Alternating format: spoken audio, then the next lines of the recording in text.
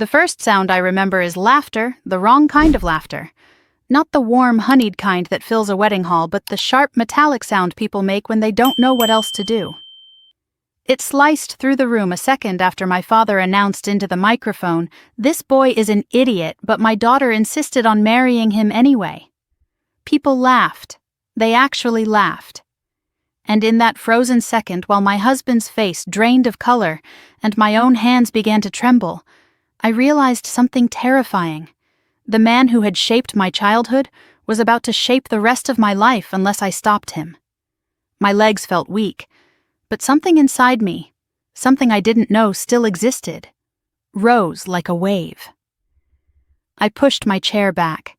The scraping sound cut the laughter clean in half. Everyone turned to look at me, but I only saw one face, my father's. Smug. Certain of his power. Certain I would stay silent like I always had. He had no idea what I was about to do. He had no idea this time I wouldn't let him be the loudest voice in the room. People say your wedding day should be a beginning, not an ending. But for me, it was both. It was the beginning of my marriage and the end of my fear. The hall we'd rented in the middle of Beaufort, South Carolina wasn't glamorous, but it was warm and familiar. Strings of soft lights hung from the beams, catching reflections in the glasses of sweet tea and champagne. The scent of roasted chicken and cornbread drifted from the buffet line. My mother had chosen cream-colored linens because she said white was too cold for Southern hearts, and the DJ, a retired Coast Guard officer, played gentle Motown as people drifted to their seats.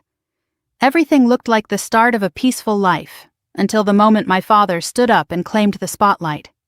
But before I tell you what happened after I pushed my chair back, before I show you the path that led me to the microphone, I need to take you back to the hours before the wedding. Because nothing that happened in that room made sense unless you understood the years leading up to it and the storm that gathered the night before. I woke up early on my wedding day, long before the sun rose. The house where my family was staying for the weekend, an old marshfront rental with creaky floors, and the faint scent of pine felt too quiet for how many relatives were inside it. My mother was already awake brewing coffee, her shoulders tense. My sister Hannah sat at the table cutting strawberries, the knife tapping against the bowl. Neither of them asked how I had slept, and I didn't ask them either, because we all knew the answer. I kept replaying my father's words from the night before. "You still have time to cancel this wedding." He had said it like a warning, like he was doing me a favor. He stood in the narrow hallway beside the rows of childhood photographs, me in my Coast Guard uniform, Hannah at her high school graduation, my parents on their 25th anniversary, and looked at me as if I were an enemy he was trying to outmaneuver. "Love won't fix, stupid," he'd muttered. "And that man you're marrying is soft. Weak. He'll drag you down." It wasn't new. My father had always spoken like that. But the cruelty of the message and the timing 24 hours before I said I do hit me in a place I didn't know was still vulnerable. I barely slept.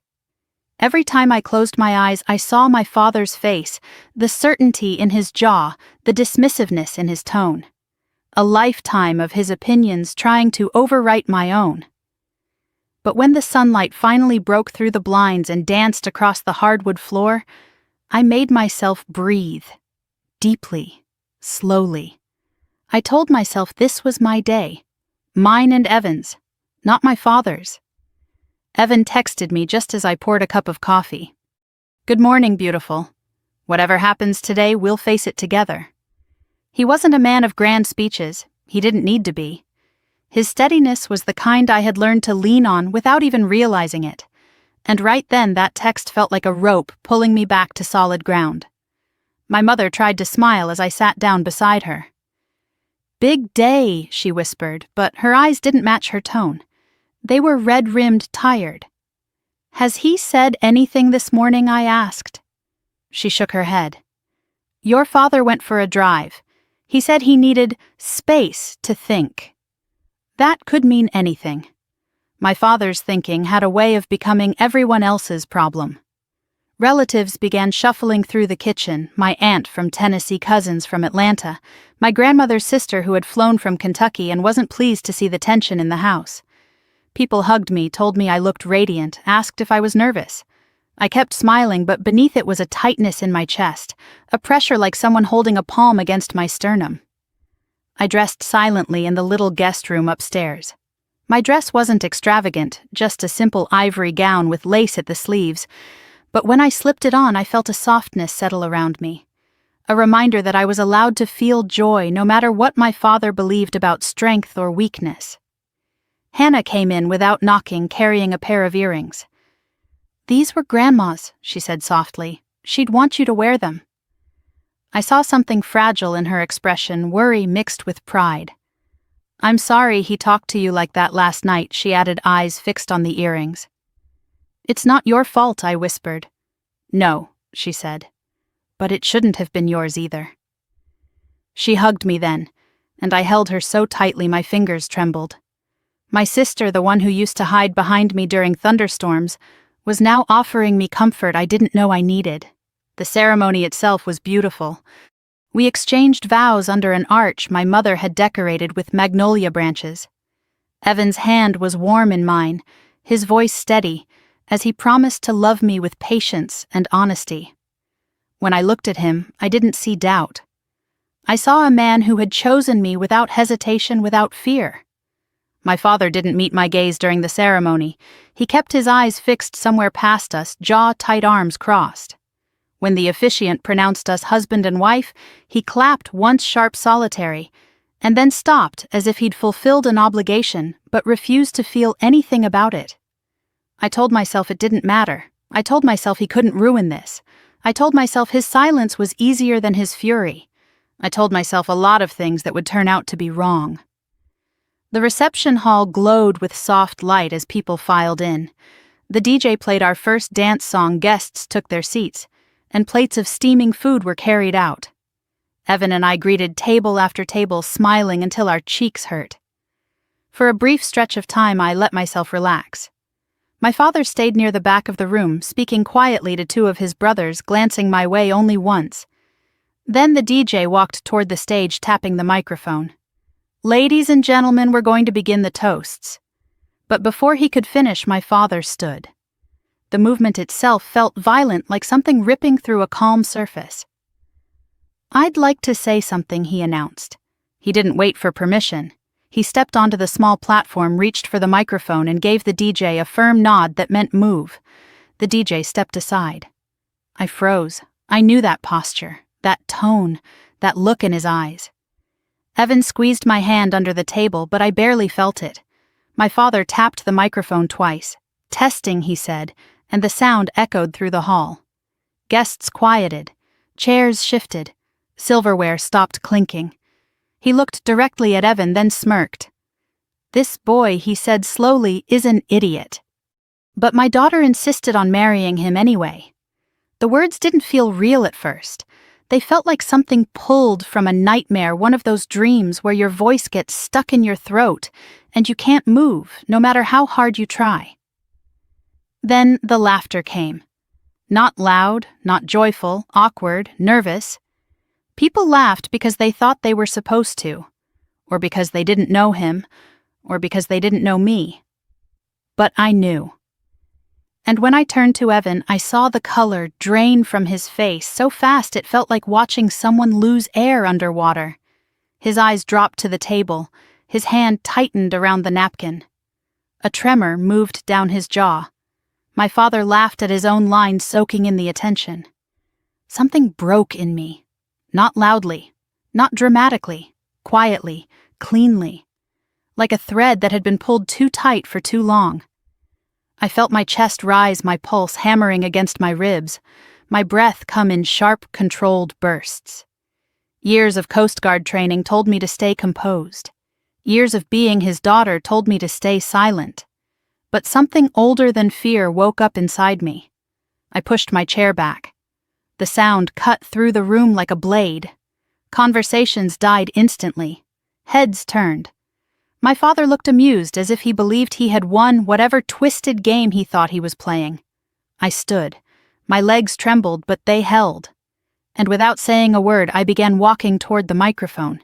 Every step tightened the air in the room. Every step peeled back a layer of the girl he raised. I didn't look at Evan. I didn't look at my mother. I didn't look at the guests who now stared at me with wide, uncertain eyes. I looked at only one person. The man who taught me to fear silence more than shouting. The man who believed volume made him right. The man who thought humiliation was a form of leadership. My father. When I reached the stage, the DJ extended his hand to claim the microphone back from my father, but I stepped between them. "I'll take it," I said. My father blinked. A crack of uncertainty flickered across his face. For the first time in my life, he didn't know what I was going to do next, and in that moment, standing under the warm lights of a hall filled with people who had witnessed both my joy and my humiliation, I understood something I had never understood before. Fear doesn't disappear. You just stop letting it choose your actions. I lifted the microphone, turned toward the room, and felt a stillness settle around me, deep and ancient, like standing in the eye of a storm. "My father," I said softly, "has embarrassed me my whole life. But tonight, he crossed a line. You could have heard a pin drop, and that's where everything truly began." When I said those first words into the microphone, the room froze. But the truth is, the fear that pushed those words out of me didn't begin at that wedding. It didn't begin with Evan. It didn't begin with any moment you could point to on a calendar. It began years earlier in a little house shaded by live oaks at the edge of Savannah, where my father's voice filled every corner long before I learned how to speak back. I grew up in a neighborhood where kids rode their bikes without helmets, and neighbors shouted hello across driveways. Mama hung laundry on the clothesline behind the house, and Hannah and I chased lightning bugs in the early evenings. It looked peaceful from the outside. Most people thought it was. People love the illusion of a simple Southern family where the father works hard, the mother cooks, and the children behave. They see what they want to see. Inside our house, though, there was another truth.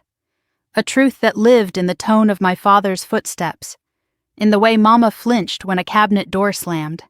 In the silence I learned to sit in so I wouldn't draw attention to myself. Fear wasn't a single moment. It was a climate. My father had a rule for everything. Shoes lined up perfectly by the door, no loud voices at dinner, no talking back, and absolutely no crying. Tears were weakness. Emotion was drama. Mistakes were punishable. He didn't just want a quiet house. He wanted a controlled house where he was the axis everyone else orbited around. Some of my earliest memories are of listening for the creak of the hallway floorboards. When I heard them, I'd straighten my posture lower, my voice make myself smaller. When Hannah and I fought over toys like normal sisters, he didn't separate us gently. He'd bark, "Stop that nonsense before I give you something real to cry about." That sentence still echoes in me sometimes. Mama would smooth things over later, telling us he just had a hard day or didn't mean it like that.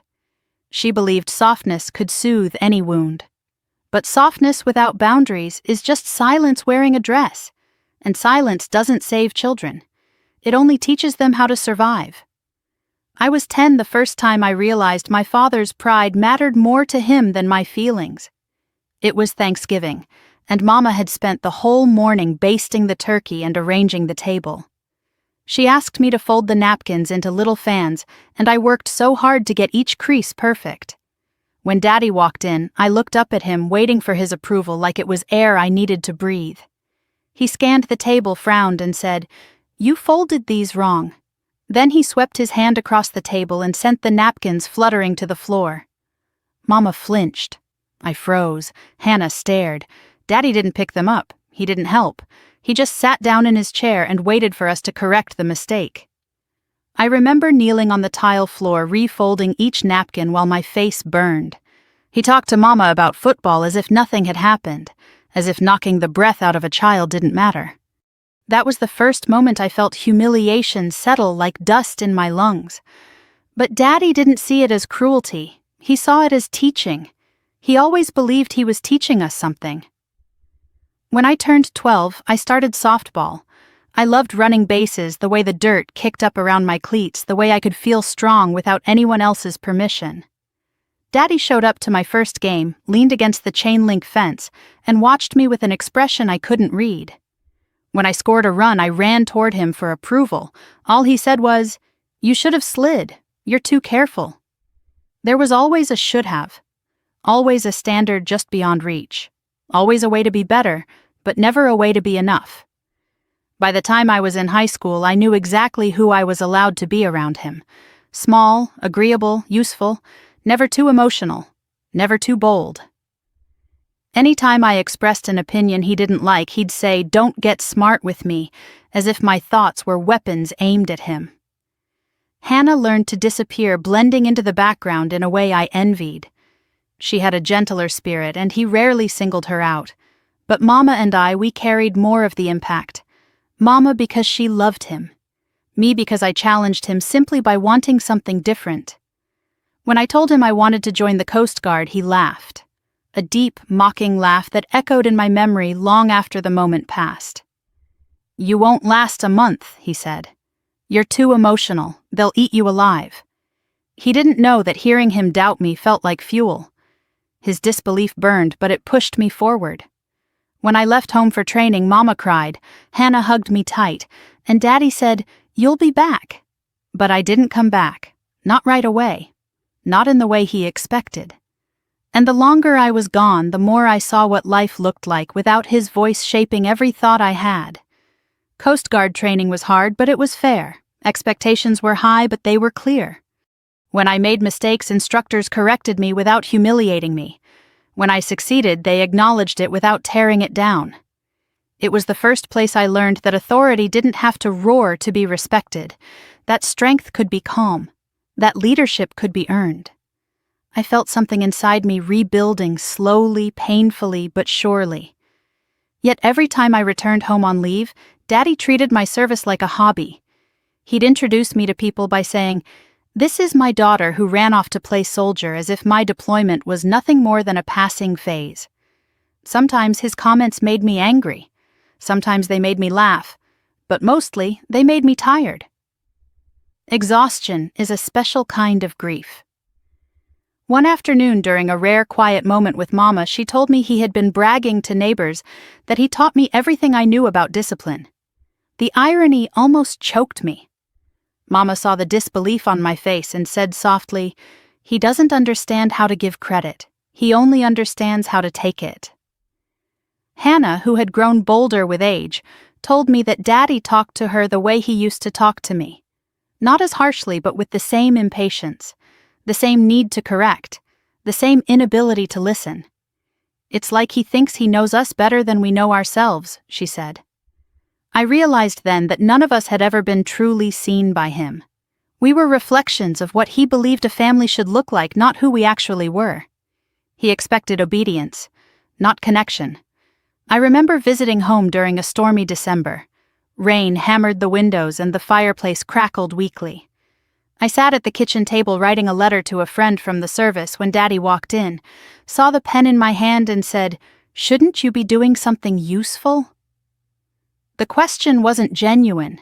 It was a jab meant to remind me that my time only mattered when it served him. Mama turned from the stove and said, "She's just writing a letter." "That's what I mean," he said. Always in her feelings. I didn't look up. I didn't defend myself. I'd learned there's no winning a debate with a man who only listens to the sound of his own voice. But that night, lying in my childhood bedroom with the rain tapping softly at the window, I realized something. His voice had followed me across states, across deployments, across years. Even when I was proud of myself, a part of me still waited for his criticism. A part of me still wanted his approval even when I knew it would never come. You don't outgrow your childhood. You outgrow the silence you were forced to keep. I didn't understand that fully until much later, until the day Evan came into my life, but the seeds were already there. As I got older, my relationship with Daddy became a quiet tug of war. He wanted control. I wanted distance. Mama tried to be the bridge between us, but bridges only hold if both sides have something to anchor to. Daddy had his anger. I had my absence. There wasn't much connecting us beyond genetics and years of swallowed pride. Still, I wanted a father, a real one. Not the man he became when he was disappointed or threatened. I wanted to believe he could soften, that he could change that. Somewhere behind the sharp edges was someone who cared enough to try. He didn't, at least not then. On the morning of my wedding, as I stood before the mirror looking at my reflection dressed in ivory lace, I thought about the girl I used to be, the one who flinched at slammed doors, who folded napkins perfectly to avoid criticism, who tried to make herself small enough to slip under the radar of her father's moods. I touched the earrings Hannah had given me and wondered if Daddy ever truly wanted to know me at all. Not the version he talked about proudly to strangers, but the real me, the woman I had become despite him, not because of him. I thought about confronting him that morning. I thought about telling him he couldn't speak to me the way he did the night before. But the truth is, I was tired. Tired of fighting a battle that never ended. Tired of hoping for change that never came. Tired of wanting love from someone who only offered control. So I stayed quiet. Not out of fear, but out of necessity. I didn't want my wedding day to be another memory shaped by his voice. But silence is a fragile shield. And when he picked up that microphone at the reception, when he let the word idiot fall from his lips and land like a blow against the man I loved, something ancient inside me snapped. Not the part of me that feared him, the part of me that remembered everything leading to that moment. Every napkin knocked to the floor, every comment that cut deeper than a belt ever could. Every time I swallowed my voice to keep the peace, every time he mistook obedience for love. By the time I stood up from that table, I wasn't just defending Evan. I was defending the little girl I used to be. And for the first time in my life, I was ready to be louder than the voice that had controlled me for 3 decades. I didn't truly understand what respect felt like until the afternoon I met Evan Brooks. It wasn't a dramatic moment. There were no fireworks, no sweeping music, no sudden realization that my life was about to shift. It was simple and quiet, almost forgettable, except it wasn't. Because sometimes life doesn't change with an explosion. Sometimes it changes with a soft hello. It happened on a breezy Saturday in early spring when I was home on leave. A storm had torn through the marshes the week before, leaving several families without homes, and the community center had organized a relief drive. I'd volunteered partly out of duty, partly out of habit, and partly because being at home under my father's shadow made my skin feel too tight. The gymnasium inside the community center looked like every multi-purpose room in the South, scuffed basketball lines, metal folding chairs stacked against the wall, fluorescent lights flickering overhead. Tables were lined with jackets, diapers, canned goods, blankets, and toiletries. The air smelled like coffee plastic bags, and a faint hint of tomato soup warming in a crock pot. I was carrying a box of donated socks when I saw him. He was stacking cans on a long table in front of him, carefully lining up the labels so they faced forward. Not obsessively, just intentionally, as if even small acts deserved attention. His hair was wind-tousled, his t-shirt faded, and his jeans had that worn look that comes from actual work, not fashion. He didn't notice me at first. He was humming softly an old country tune I recognized from the radio Mama used to play. He wasn't handsome in the loud, obvious way some men try to be. He didn't posture. He didn't check to see if anyone was watching. There was something gentle in the slope of his shoulders, something steady in the way his hands moved. I noticed all of it in the span of 3 seconds, and it lodged itself somewhere deeper than I expected. I set the box down beside him and said, "You building a tower there?" He startled, blinking up at me. Then he smiled a real smile, unguarded, warm. Trying to keep them from collapsing, he said, "Geometry wasn't my strongest subject." I laughed before I even realized I was going to. "Lieutenant in the Coast Guard," I told him. "I've seen worse structures." "Oh," he said, his eyebrows lifting. "So you're the muscle around here." "The brains, too," I replied. His grin widened. Not flirtatious, not bold, just amused. Safe. He held out a hand. "Evan." "Marion," I said, shaking it. We worked side by side for the next hour, sliding boxes into neat rows, packing bags for families who walked through the doors with exhaustion clinging to their faces. Evan spoke softly to everyone, especially the older folks. When a little boy began to cry because the jacket he wanted was too big, Evan knelt beside him, rolled up the sleeves and said, "There. Now it's magic." The boy stopped crying. Something inside me softened. When we took a break, Evan poured 2 cups of coffee into paper cups. "You take sugar?" he asked. "No," I said. He handed me one anyway. "It's just coffee, nothing complicated." It shouldn't have mattered, but it did. Men like my father always made simple things feel sharp and dangerous. As a child, asking for a glass of water could become a lecture. In the Coast Guard, things were fair but rigid. But Evan handed me coffee like it was an offering, not an obligation. We sat on the bleachers watching volunteers file in and out. A draft blew through the cracked door carrying the scent of fresh rain. "What got you into the Coast Guard?" Evan asked. "Escape," I said truthfully before I could stop myself. He didn't look surprised. He didn't ask what I meant. He simply nodded as if he understood there were stories behind my answer that weren't meant for a first conversation. "And you?" I asked. "I build things," he said. "Roads mostly, bridges sometimes, infrastructure for the county. Important work." He shrugged with a half-smile. "Important enough to keep me employed." "You talk about it like you don't want credit." "I don't need credit," he said. "I just like making things that last." I don't know why, but that sentence slipped under my defenses. Maybe because it was the opposite of my father's philosophy. He controlled things, broke things, rebuilt nothing. As the day went on, Evan and I kept ending up near each other, sorting through stacks of blankets or checking inventory. Every time I looked up, he was there, steady as a heartbeat. When he talked, he met my eyes without trying to dominate the space between us. When he listened, he didn't interrupt.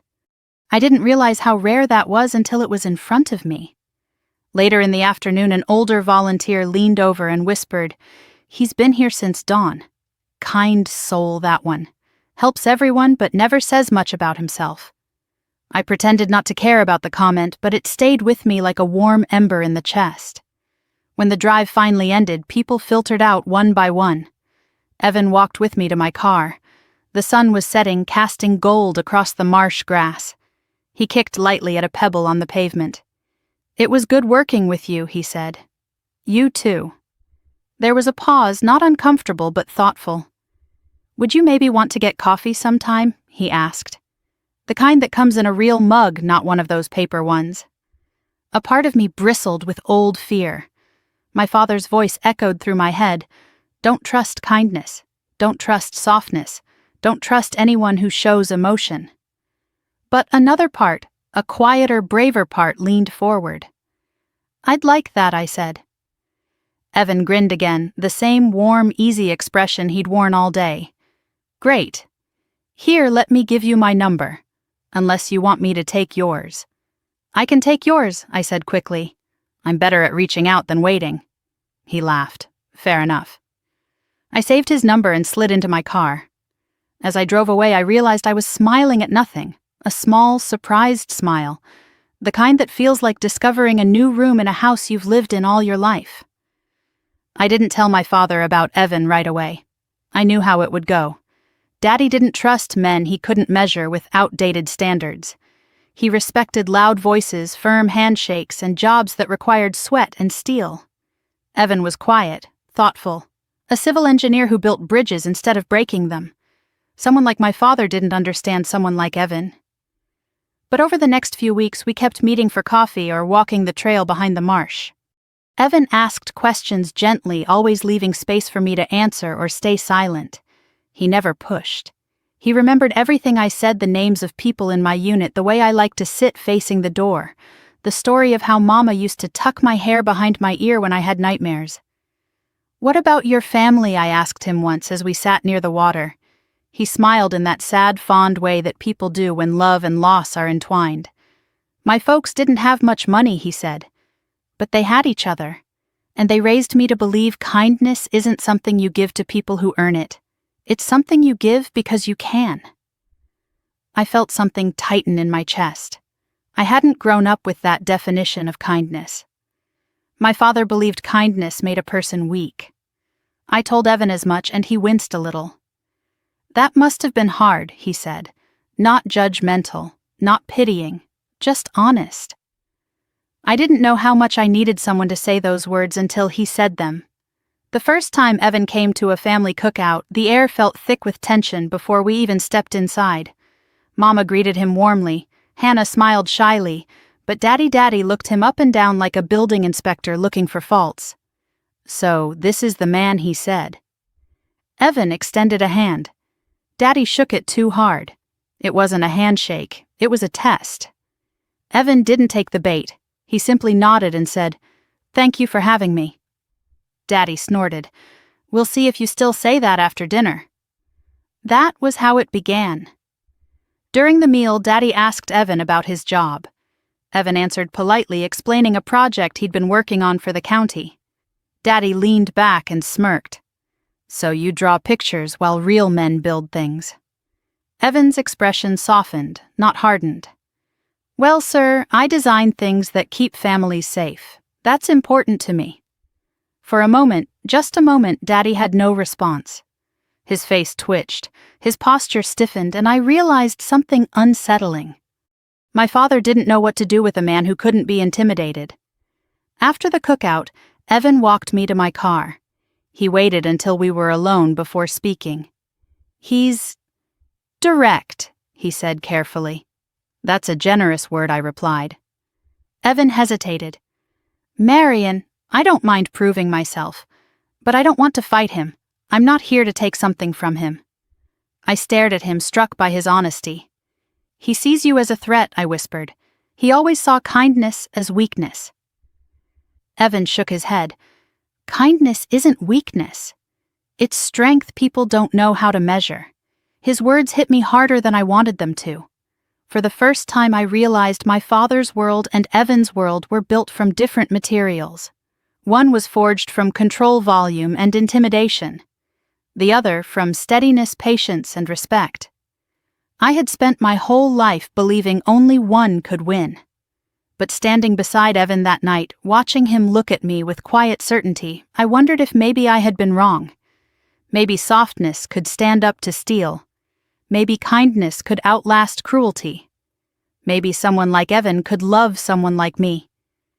And maybe someone like my father sensed all of it long before I did. The ride home from that cookout was one of the quietest drives of my life. Evan kept his hand steady on the wheel eyes fixed on the road that cut through the marshland, but I could feel the tension vibrating under his calm like a low electrical hum. The windows were cracked just enough for the night air to drift in, carrying the scent of pluff mud and salt. Neither of us spoke for nearly 10 minutes. It wasn't anger and it wasn't awkwardness. It was the kind of silence that sits in the back seat and listens. Evan was the one who broke it first. "Your father doesn't dislike me," he said quietly. "He wants me gone." I turned my face toward the window, watching the faint reflection of my own expression. "I know," I whispered. "He's not subtle," Evan added, though his tone wasn't harsh. If anything, it held compassion for the child I once was. "I don't think he sees me as a threat the way other men might. I think he sees me as a reminder.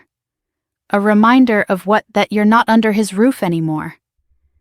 I pressed my lips together and didn't answer, because even though he didn't know my father well, he had already understood too much. When we reached my mother's house, I kissed Evan goodnight in the driveway.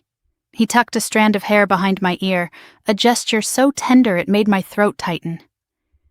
"Call me if anything happens," he said. "Nothing will I lied," even though the air felt thick and wrong. The moment I stepped inside, I knew he'd been waiting for me. My father stood in the living room, arms folded, posture rigid. The television was off. The lights were dimmed, turning the room into a stage he'd prepared for confrontation. Hannah was nowhere in sight. Mama stayed in the kitchen, pretending to look busy, but even from where I stood I could see her shoulders tense. "Where have you been?" he asked, as if he hadn't seen me leave with Evan. "At the cookout," I replied, keeping my voice even. He jerked his chin toward the hallway. "I need a word." The hallway felt narrower than I remembered. Childhood photos stared down at me from the walls, each one a reminder of the girl I had been forced to shrink. Daddy stopped beneath the picture of me in my Coast Guard uniform, the one he always criticized quietly, because it proved I had succeeded without him. "You still have time," he said, "to cancel this whole thing." I blinked, stunned by how quickly he cut to the bone. "Dad, the wedding is next week. All the more reason to stop it now," he said. "I'm trying to save you from yourself." I let out a breath that trembled despite my effort to steady it. Save me from what? From a lifetime of picking up after a man who isn't good enough for you. He wasn't raising his voice yet, but the warning signs were all there. The way he leaned forward slightly, the way his jaw clicked, the way he used the word man like it was a title Evan hadn't earned. "Evan is kind," I said. "He's steady. He respects me." My father scoffed. "Soft men hide behind the word respect because they don't know how to lead. He doesn't want to lead me," I said, sharper than I intended. "He wants to love me." Daddy's expression twisted. "Love won't fix stupid." The words hit harder because I'd heard a version of them my whole life. Too emotional, too dramatic, too naive. Now he was aiming those same arrows at Evan. "Dad, you don't know him," I said. "Oh, I know enough," he snapped. "I know he's not strong. I know he's not someone who can protect you. I know he's going to embarrass you." A chill ran through me. The word embarrass. The one he would throw at my husband on our wedding day. I didn't know then what was coming, but my body did. Trauma remembers the future before the mind does. "I'm marrying him," I said firmly. My father leaned in close enough that I smelled the mint gum he always chewed before a lecture. "If you walk down that aisle, don't expect me to clap. Don't expect me to smile. Don't expect me to pretend." He turned and walked away, leaving me standing in the hallway with memories pressing against my ribs like invisible fingers. That night, I barely slept. I stared at the faded wallpaper of my childhood room, at the little blue stars I'd chosen when I was 10, and felt the weight of the years between then and now pressing down on me. How many moments had I lost because I was too busy navigating his moods? How many decisions had I made to avoid his disappointment rather than pursue my own joy? Around midnight, I heard footsteps. Soft ones. Mama's. I slipped downstairs and found her at the kitchen table, both hands wrapped around a mug of tea. She looked up as I approached, her expression tired in a way I hadn't fully noticed before. "You're awake," she whispered. "I couldn't sleep." She nodded, staring into her tea as if it held answers. "He talked to you, didn't he?" "Yes." Mama closed her eyes briefly. I tried to stop him. "Why does he hate Evan so much?" I asked. Her face softened into something fragile. "Your father doesn't hate Evan. He hates anything he can't control." My breath caught. Has he always been like this? She swallowed, and for the first time I saw 30 years of silence reflected in her eyes. He listens to no one. Not even himself. He's always been a man who believes he's right, even when he's hurting the people he loves most. "Why didn't you leave?" The question slipped out before I realized it. Mama looked down at her hands. "Because I thought staying quiet would protect you girls. I thought if I absorbed the worst of him, you wouldn't have to." It felt like something inside me loosened and tightened at the same time, a mix of sorrow, understanding, and anger, not at her, but at the legacy we'd all inherited. "Mom," I whispered, "I'm scared." She reached across the table and took my hand. "Don't let him take your happiness. I lost too many years trying to survive his storms. You're stronger than that." Her voice cracked on the last word, and that was the moment I realized she'd been waiting for me to break a cycle she couldn't. The next morning, the air in the house was thick with unspoken tension. Daddy acted as if nothing had happened, which was always his way after a confrontation. He whistled while he sipped his coffee. He complimented Mama's biscuits. He asked Hannah about school. Not once did he look at me, but he watched me, every movement, every breath, every small sign of rebellion. In the days leading up to the rehearsal dinner, subtle shifts happened that told me the sabotage had already begun. A cousin from Atlanta called to say she heard Evan had been laid off, which wasn't true. An aunt pulled me aside at the grocery store and said she was worried I was rushing into marriage. A neighbor said Daddy had mentioned I wasn't thinking clearly these days. Rumors move fast in small towns, especially when a man like my father whispers them. At first I told myself I was imagining it. But patterns don't lie. And Daddy had been shaping narratives longer than I'd been alive. Evan noticed too. He didn't confront me about it, but one night as we walked along the marsh he said, "Your father is trying to shrink the space around us." I stopped walking. "What does that mean? He wants to isolate you," Evan said. "The less support you feel, the easier it is for him to push you back into place." I'd never heard it phrased that way. It felt like a truth I'd always known but never named. "I'm not going back," I whispered. Evan touched my arm gently. "I know. But he's used to people bending. It's hard for him to understand people who don't." The next Sunday, Daddy sent me a text. "Come alone. We need to talk." Those words made my stomach twist, not because I feared confrontation, but because every time he said "come alone," it meant he had planned something. When I arrived at the house, he was sitting on the porch, hands folded, looking like a man preparing for war. He gestured for me to sit beside him. I didn't. He didn't waste time. "Marrying that boy will ruin your life," he said. "No," I replied. "It will ruin your control." His jaw tightened. "You're emotional. You're not thinking straight. I'm thinking clearer than I ever have." "I'm trying to save you," he insisted. "No," I said again, my voice steady. "You're trying to save your pride." For the first time in my life, I watched my father struggle for words. His mouth closed, then opened again. When he finally spoke, his voice had lost its usual certainty. "You're making a mistake," he said quietly. But the strange thing was, the doubt in his voice wasn't about me. It was about him. He dismissed me then, waving me off like he had more important things to do than argue with reality. That night, as I sat on the edge of my bed staring out the window at the swaying Spanish moss, I realized something devastatingly simple. My father wasn't losing control. He was recalibrating it. And the next move he made would change everything. The day before my wedding should have been filled with nothing but small nerves and big joy. I should have been fussing over centerpieces or arguing with Hannah about how tightly to curl my hair, or laughing with Mama as she tried to tie ribbon bows on the chairs. Instead, the house felt like it was holding its breath, waiting for something to crack. It wasn't superstition. It wasn't intuition. It was the simple lived truth that storms always gathered around my father. Relatives had begun arriving early that morning. Suitcases thumped down the hallways. Children ran between rooms. Someone burned a tray of biscuits. My aunt from Tallahassee brought the wrong dress and spent an hour complaining about the humidity. The house should have felt alive. Instead, every sound seemed brittle. Mama floated between the kitchen and dining room, offering drinks, adjusting platters, straightening tablecloths. Hannah sat on the floor in her rehearsal dress, ironing out a stubborn wrinkle with determination that belonged to a much older woman. I moved flowers from one vase to another, trying to ignore the knot twisting itself tight in the center of my chest. For a while, everything appeared normal, until the front door opened with the unmistakable weight of my father's presence. Even among a room full of people, he always entered like someone claiming territory.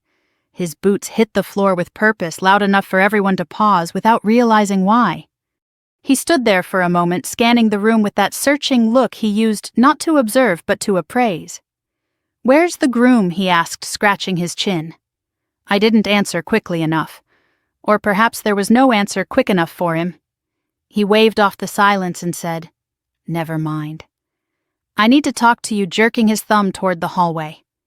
My stomach tightened. I glanced at Mama. She froze mid-step, her hands gripping a dish towel so tightly it twisted. Hannah stopped moving the iron.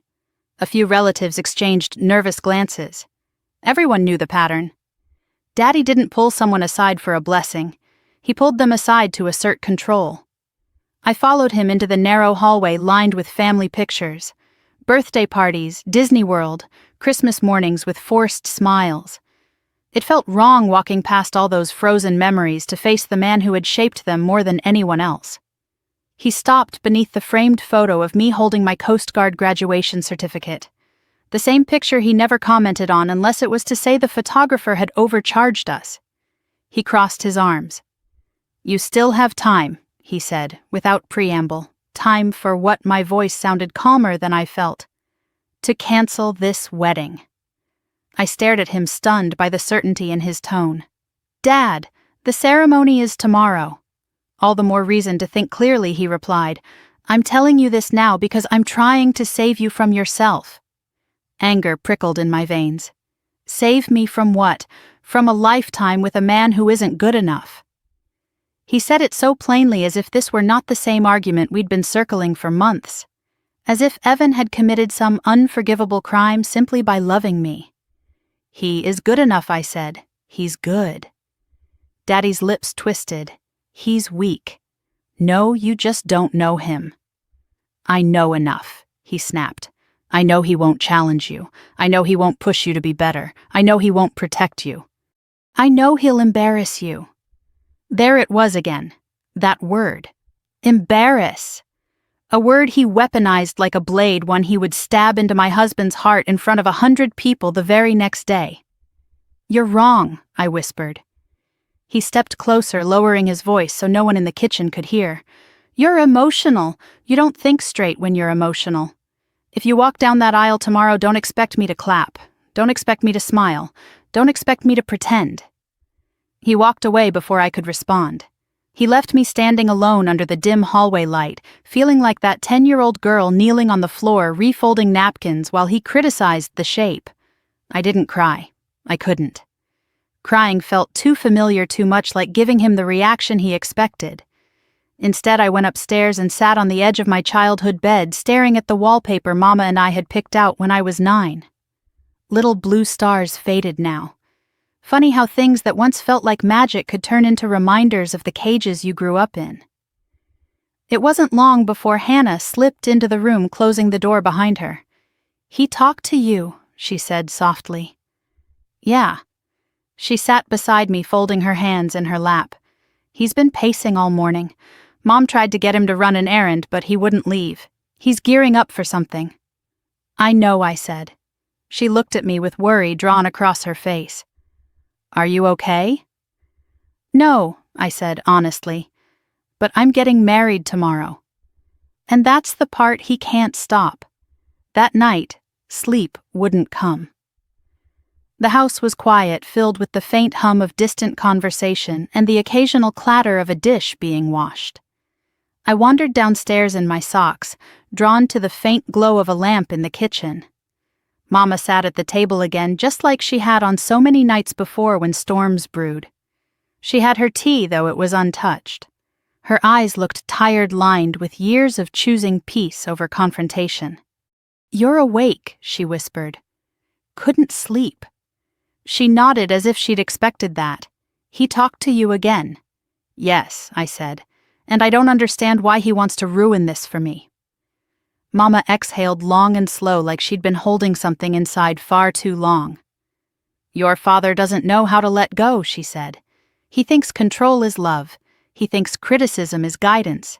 He thinks fear is protection." She paused. "He has always been this way." But why? My voice cracked. "Why can't he just be happy for me?" Her eyes softened. "Because if you choose a man who treats you better than he treats me, he'll have to admit he failed." The truth hit me like a tidal wave. Mama had never said anything like that out loud. For 30 years, she had softened his edges, smoothed his roughness, explained away his temper. Hearing her speak plainly felt like a part of her had finally stepped out of the shadows. "He'll never admit it," she added. "And you?" I asked. "What about you, Mom? Don't you want better too?" She looked down at her hands, the same hands that had wiped my tears, packed my lunches, held her marriage together with invisible thread. "I wanted peace," she said. "And I thought silence was the price." But it isn't, I whispered. No, she said. It isn't. We sat there together, the weight of her confession settling into the cracks between us. For the first time I saw her not as the quiet woman who bent herself around my father's storms, but as someone who had given up pieces of herself to protect her daughters.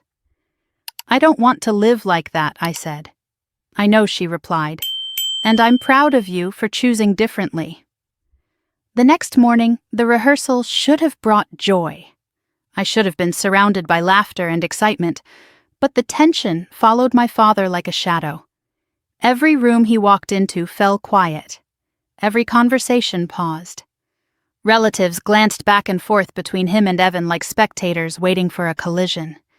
Evan tried to stay polite, but Daddy's eyes tracked his every move, searching for failures.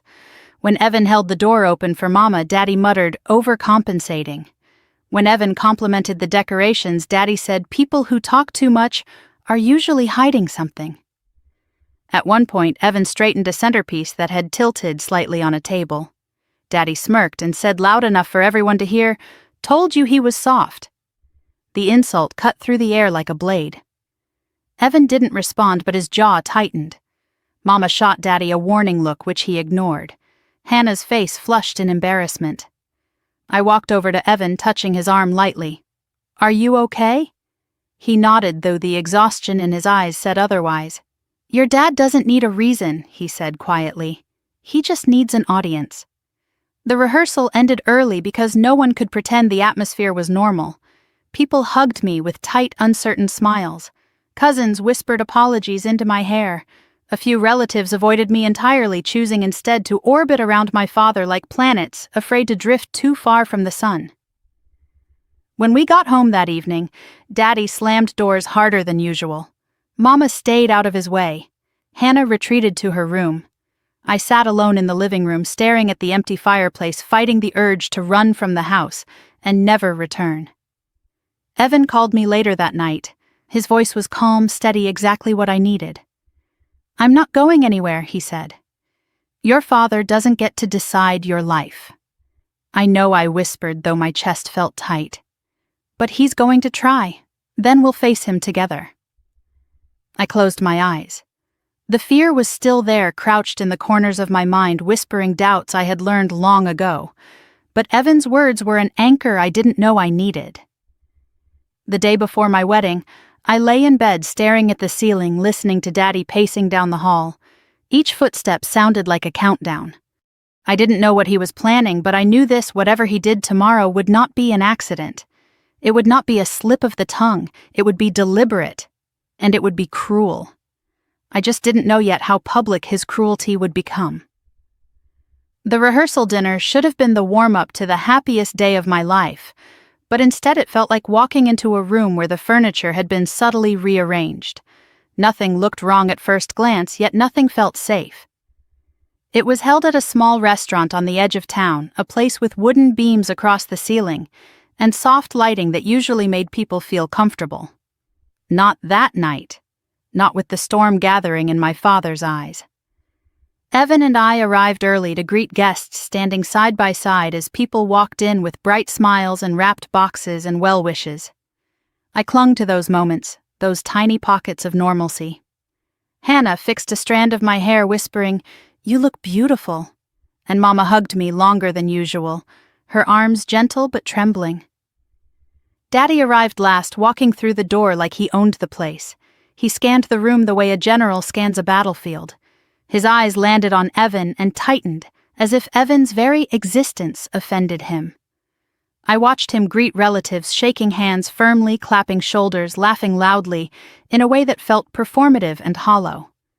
We sat down for dinner, everyone shuffling into their seats with polite conversation. Evan sat next to me.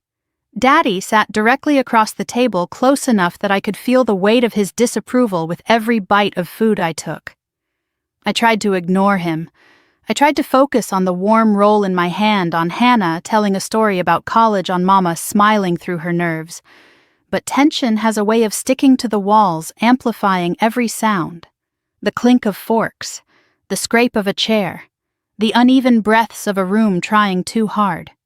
When dessert arrived, Daddy leaned back in his chair, stretching like a man preparing for a performance. He tapped his spoon against the water glass, and the sound echoed through the restaurant until every conversation stopped. My stomach turned. Not again, I thought. Not tonight. I just want to say a few words, he said, his voice carrying easily. Evan stiffened beside me. Mama's hand froze on her napkin. Hannah dropped her fork. I opened my mouth to stop him, but he spoke first. Tomorrow, Daddy said my little girl's getting married. The way he emphasized little girl made my teeth clench. He paused for dramatic effect, scanning the room like a comedian timing his punchline. And I know some of you think she's making a fine choice, but I for one think she's rushing into something she doesn't understand. Several guests shifted in their seats. An aunt coughed quietly. I felt my pulse begin to pound. Now don't get me wrong, Daddy continued. Evan here seems like a decent enough fellow. He's polite, quiet, soft-spoken. But is that what a woman needs? Evan inhaled sharply. My fingers tightened around his. Daddy wasn't done. A woman needs a man who's strong, he said, his eyes locking onto Evan like a hawk sizing up a mouse. A man who can protect her, provide for her, challenge her. And I'm not convinced this one has what it takes. My vision blurred. Heat surged up my neck. The room went uncomfortably still. I could feel the collective shock of our guests, the disbelief that he would say something so cruel so publicly. But of course he would. Cruelty was his native language. I leaned forward. Dad, that's enough. But he ignored me. I'm not trying to be the bad guy, he went on, spreading his hands in a mock gesture of innocence. I'm just telling the truth. And the truth is I expected more for my daughter. The knife landed there, swift, precise, public. A few guests looked down at their plates. Mama's lips parted like she wanted to interrupt but didn't know how. Hannah quietly whispered, "Stop, Dad." But he brushed her off with a shake of his head. Evan swallowed hard. His jaw tightened. His eyes didn't lower, didn't retreat. But the hurt was unmistakable, etched into the lines around his mouth, sinking into the place where pride and pain intersect. Daddy leaned back in his chair, satisfied, as if he'd done everyone a service by announcing his disapproval. I stood so quickly my chair screeched across the floor. Gasps rippled around the room. Daddy's eyes met mine with mild amusement, which told me he believed I would back down. But something inside me snapped, not suddenly, not violently. It was quieter than that, like a thread pulled too tight for too long finally giving way. "We're done here," I said. Daddy blinked. "What, you have crossed every line you could cross?" I said, my voice steady but shaking from the inside. "And I will not let you keep doing this." Evan stood with me, placing a gentle hand on my back. Mama covered her mouth with both hands. Hannah's eyes filled not with fear, but something like relief. My father stared at me, baffled that I dared to oppose him in front of an audience. His pride cracked for the first time. "You can walk out," he said, "but it won't change the truth. I'm not interested in your version of the truth," I said. "Not anymore." I walked away from the table and headed toward the exit, Evan matching my steps, Hannah rushing behind us. Mama hesitated, torn between the man she shared a life with and the daughter she'd finally learned to stand beside. Behind me, Daddy called out, "You'll regret this, Marion." I didn't turn around. Outside, the night air felt sharp, cool against my burning skin. The parking lot lights glowed like moons suspended above us. Evan took my hand, but I pulled him into a hug instead, burying my face in his chest. His arms wrapped around me with steady, grounding warmth. "I'm so sorry," I whispered. "For what?" he asked softly. "You didn't hurt me." He did. I should have stopped him sooner. "You can't stop a man like that," he murmured. "But you stood up to him. That matters." Hannah reached us, tears streaming down her face. "I didn't know you were going to do that," she said. "Marion, I've wanted you to for years." Mama stepped outside next. She looked smaller than usual, weighed down by decades of choosing quiet over confrontation. But when she reached me, she touched my arm gently. "I'm proud of you," she whispered. "I'm sorry I didn't do it first." Those words nearly broke me. We drove home separately, needing space but also needing each other. Evan's truck followed behind my car like a guardian. When we arrived at Mama's house, Daddy wasn't there. The lights were on. The living room was empty. A beer bottle sat half-finished on the coffee table. The front door was left ajar. Mama sighed, looking exhausted. "He'll come back when he's ready," she said. "He always does." The three of us moved into the living room, too wired to sleep, too drained to talk much. Hannah curled up on the sofa, hugging a pillow. Mama made tea again, hands trembling slightly as she poured the water. Evan sat beside me on the floor, resting his back against the couch. I kept hearing my father's voice, that mocking tone, that confidence, that rejection disguised as concern. Every word looped in my mind like a poisonous mantra. Evan touched my knee. "Look at me." I did. "You're not wrong for loving me," he said, "and you're not wrong for demanding respect." His words steadied me like a hand on a trembling compass. "I'm scared," I admitted. "Of him?" Evan asked. "Of tomorrow," I said. "Of what he'll do, what he'll say, who he'll hurt." Evan nodded slowly. "Whatever happens, we'll face it together." He meant it. I felt it in his voice, in the warmth of his hand, in the quiet conviction that had drawn me to him in the first place. I leaned into him, letting the tension melt from my shoulders. Eventually, Mama spoke. "Marion," she said softly, "your father has lived his whole life believing he knows best. When he's challenged, he lashes out. When he feels powerless, he tries to regain control. But tomorrow isn't about him, it's about you and the man you choose. And he can't destroy that unless you let him." Hannah added, her voice steadier now. I closed my eyes, listening to the women who had survived the same storms I did. I thought of every moment my father had tried to undercut my confidence, every time he made me question my own strength. And I thought of every moment Evan had built me back up. The contrast was blinding. Long after everyone went to bed, I remained awake on the sofa, listening to the hum of the air conditioner and the distant chirping of crickets outside. The house was too quiet, too fragile. And as I sat there in the dim glow of the lamp, one thought kept circling my mind. If tonight was the rehearsal for Heartbreak, then tomorrow would be its main performance. But I didn't know yet how loudly he would strike, or how loudly I would answer. On the morning of my wedding, the world felt too still. The sunlight filtering through the curtains looked soft and warm, but it carried no comfort. It was the kind of light that exposes more than it soothes. I woke up before my alarm, lying there in the quiet, waiting for the weight in my chest to loosen. It didn't. It only deepened. I sat up slowly, letting my feet touch the wooden floor. The house was unusually silent. Not peaceful silent, but hollow silent, like the air had been emptied out during the night. For a moment I let myself imagine a different world, one where my father had been the kind of man who kissed his daughter's forehead and said he couldn't wait to walk her down the aisle, one where his pride came from my happiness, not his control. But reality has sharp edges, and it always returns. When I walked downstairs, Mama was already pacing the kitchen. Her hair was half pinned, half loose, as if she'd tried to get ready but could only manage the motions. She gave me a small, brave smile that didn't quite reach her eyes. "Morning, sweetheart," she said. "Morning." She poured me a cup of coffee, though her hands shook slightly.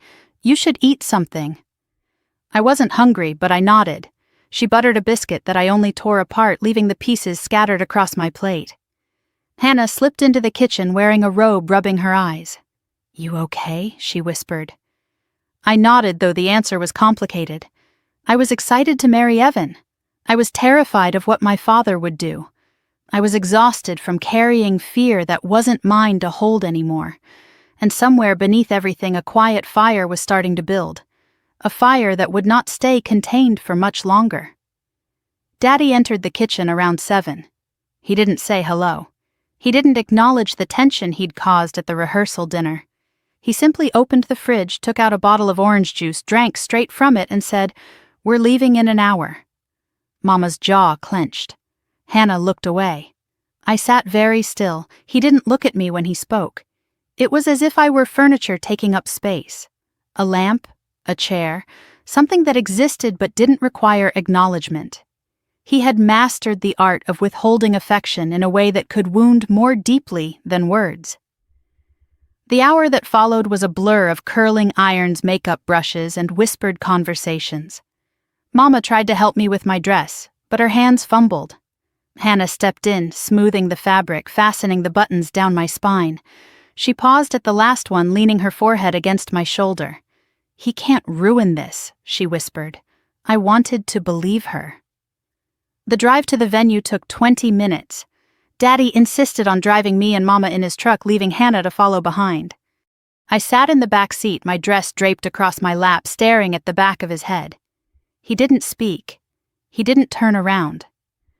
Mama occasionally glanced at me in the rearview mirror, offering quiet reassurance in the form of soft smiles. When we pulled up to the event center, my heart fluttered. It wasn't extravagant, but it was warm and beautiful in its own way. White lights were strung along the entrance. Volunteers bustled inside. The faint scent of gardenias drifted through the air. If you ignored the tension coiling inside my chest, it almost felt like the morning of a joyful beginning. Inside the bridal suite, the makeup artist brushed a soft color along my cheeks, while photographers snapped candid pictures. People kept saying how radiant I looked, how lucky Evan was, how today would be unforgettable. Unforgettable. Yes. They had no idea how true that would be. The ceremony itself was simple and lovely. Evan stood at the altar looking both nervous and overwhelmingly sure. When Mama walked me halfway down the aisle and stepped aside so I could walk the rest alone, tears welled in her eyes. Daddy refused to participate, claiming tradition had been watered down enough. I didn't ask him again. Evan's expression when he saw me made the whole room fade. He whispered, "You look like the rest of my life." My breath caught in my throat. This was the moment I chose him. Not because I needed saving, but because with him I never had to shrink. The vows were beautiful. My hands shook as I slipped the ring onto his finger. When the officiant pronounced us husband and wife, cheers erupted from the guests. Evan kissed me softly, reverently, like he understood exactly how much had been risked for this moment. And for a little while, long enough to take photos, long enough to eat half a plate of food, long enough to believe the storm might pass, it felt peaceful. It felt safe. It felt like we'd made it through. Until my father grabbed the microphone. I didn't even see him walk up to the DJ table. One moment, Evan was laughing with our friends, the next, the speakers crackled, and Daddy's voice filled the banquet hall. "Everyone listen up," he said, tapping the mic twice. "I want to say a few words about the groom." The clinking of glasses stopped. Conversations cut off mid-sentence. A cold shiver ran through the room. Mama's hand flew to her chest. Hannah whispered, "Oh, God." I felt the blood drain from my face. Daddy stood in the center of the dance floor, microphone in hand posture, loose and confident. He wasn't drunk. That would have been easier to explain. No, he was sober, purposeful, dangerous. "This boy," he said, pointing straight at Evan, "is an idiot. But my daughter insisted on marrying him anyway." Laughter, uneven, nervous, startled. People laughed because they thought he was joking, because it was easier than believing the father of the bride would intentionally humiliate the groom. But laughter is cruel when it is born from confusion. I heard it echo like a slap. Evan's face paled. His fingers tightened around his napkin. His throat bobbed as he swallowed, trying to maintain dignity that my father had already shattered. And me? My legs began to shake.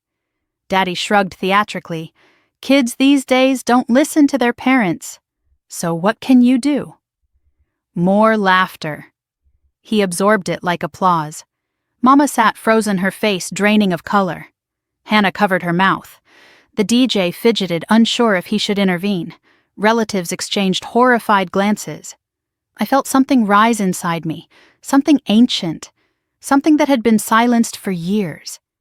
It wasn't rage, not pure rage. It was clarity. A clarity that came from 30 years of being shaped, corrected, minimized, dismissed. A clarity that bloomed from the wounds he never apologized for. A clarity sharp enough to cut chains. My chair scraped the floor as I stood. The sound sliced through the room.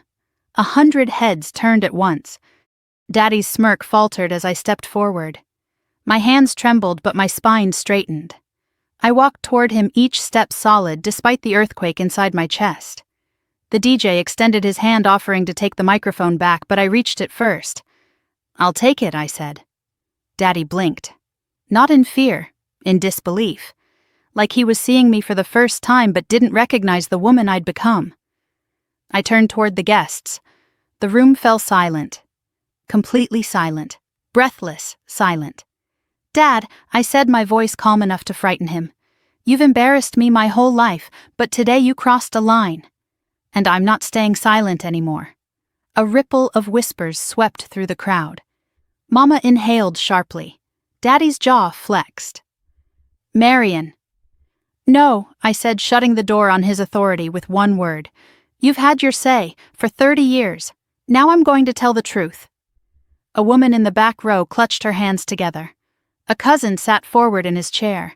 Evan's eyes locked onto mine, full of love and fear, and something else, hope. I drew in a breath that marked the end of one life and the beginning of another. "I need everyone to hear this," I said.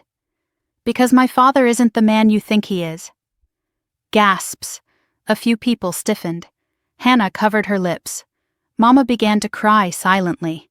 I looked directly at my father, and then I let 30 years of truth rise to the surface. When the words left my mouth, it felt like the entire banquet hall shifted. Not physically, but emotionally. As if everyone inside had leaned forward at the exact same moment, trying to catch their breath without making a sound. The microphone felt warm in my hand, almost alive, pulsing with all the things I had swallowed for decades. "My father isn't the man you think he is," I said again, this time louder, steadier.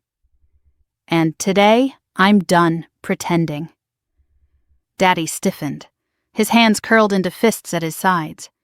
For a man who always believed he controlled every moment in a room, this one slipped out of his grasp like sand through open fingers. I looked at Evan first. His face was pale, but his eyes held something gentle and unbroken. I drew strength from that look. It anchored me. Then I faced the crowd. "You all know my father as a hard worker," I said. "A man who built half the houses in our old neighborhood. A man who has loud opinions and an even louder presence." A few people laughed nervously. Daddy glared at them, daring them to stop. "What you don't know," I continued, "is what it was like inside our home." Mama's shoulders folded inward, as if bracing for impact. Hannah reached for her hand under the table. "When I was 10, I said I folded napkins for Thanksgiving dinner. I worked on them for over an hour. When my father walked in, he took one look and knocked all of them off the table. Not because I did something wrong, but because he could." Silence fell heavier. "He called it teaching," I said. "Teaching us how to behave, teaching us how to be tough, teaching us to fear him." A ripple went through the tables. Some guests exchanged glances. Others lowered their eyes, recognizing pieces of their own childhoods in my words. He criticized every achievement I said. Every accomplishment was met with a correction. Every joy was followed by a reminder of how I could have done better. Daddy's face flushed. "That's enough," he muttered. "It's not enough," I said. "Not even close." I could feel the tremor in my breath, but I didn't let it win. I steadied myself, grounding my feet into the floor. When I enlisted in the Coast Guard, he told people I'd run away because I couldn't handle real life. When I made rank, he said promotions came easily for women. When Evan and I got engaged, he called relatives and told them not to come because my groom and his family weren't worth dressing up for. A gasp rose from the left side of the room. My aunt from Tampa covered her heart with her hand. Daddy clenched his jaw. "I was just being honest." "No," I said.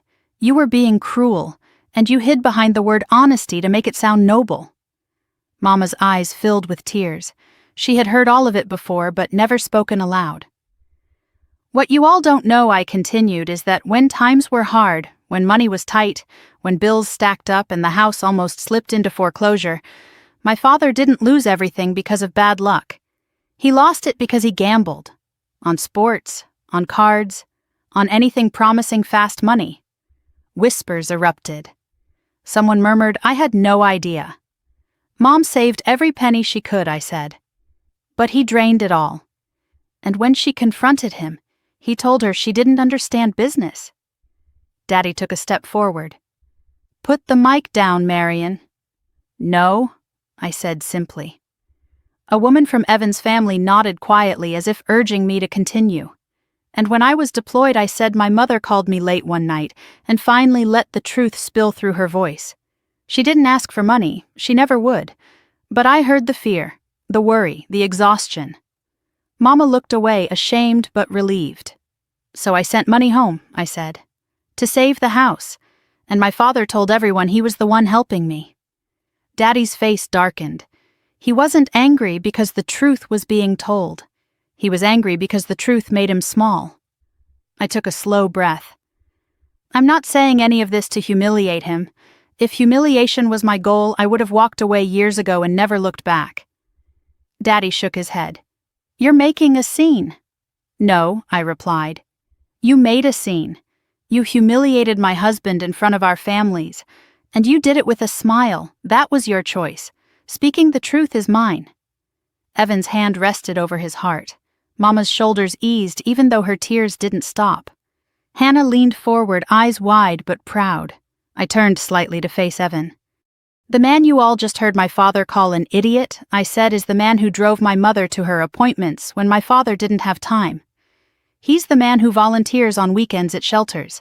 The man who repaired the parking lot outside without charging full price because he knew the center hosted charity events." Someone near the back whispered, "That's true. He did do that." And in the years I've known him, I said he has never once humiliated someone he claims to love. A long, heavy silence followed. I lowered my voice.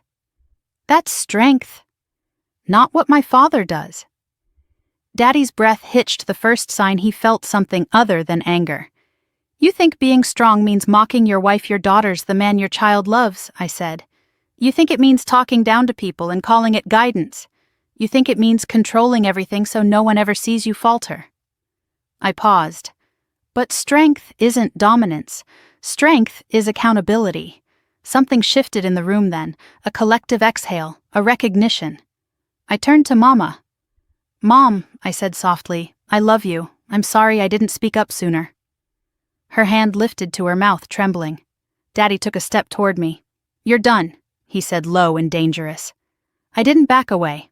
I didn't lower my voice. "No, Dad," I said. "You're done." A few guests inhaled sharply. Evan stood ready to intervene if needed, but I lifted a hand slightly to signal I was okay. "Dad," I continued, "you once told me that strength meant never bending, never admitting fault, never apologizing." I shook my head. "That's not strength. That's fear."